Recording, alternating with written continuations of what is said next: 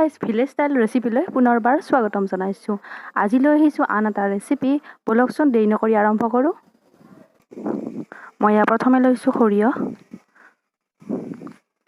আৰু মই প্ৰথমে কেৰাহীটো বহাই দি তেল গৰম হোৱাৰ পাছত মাছখিনি মই ভাজি ল'ম ৰঙচুৱা কৰি, কাৰণ মাছখিনি ৰঙচুৱা হোৱাৰ পাছত মই দিবলগীয়া বস্তুখিনি দি দিম।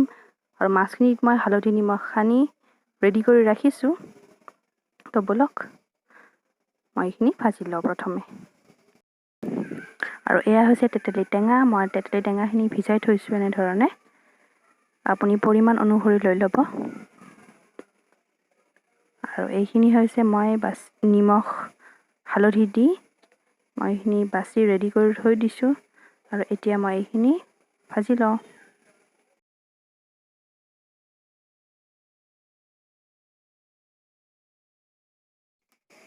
এনেধৰণে মই মাছকেইটা ভাজি লওঁ, আপোনালোকে চাই থাকক।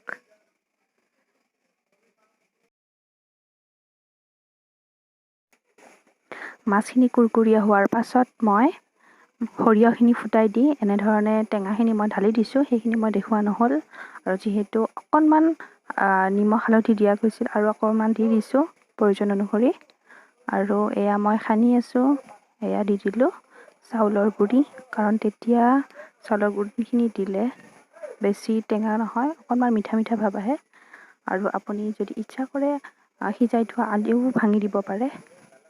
মই এনেধৰণে দি দিছোঁ চাউলৰ গুড়ি, আপুনি ইচ্ছামতে দি দিব। এয়া আমাৰ হৈ গ'ল মাছৰ টেঙা। বেছি মছলা নালাগে, অকল নিমখ হালধি আৰু টেঙাখিনি দিলে হৈ গ'ল। যেতিয়া ভিডিঅ'টো ভাল পায় লাইক, শ্বেয়াৰ এণ্ড ছাবস্ক্ৰাইব কৰিব। আজিলৈ আহিছোঁ। ধন্যবাদ থাকিল সকলোলৈ।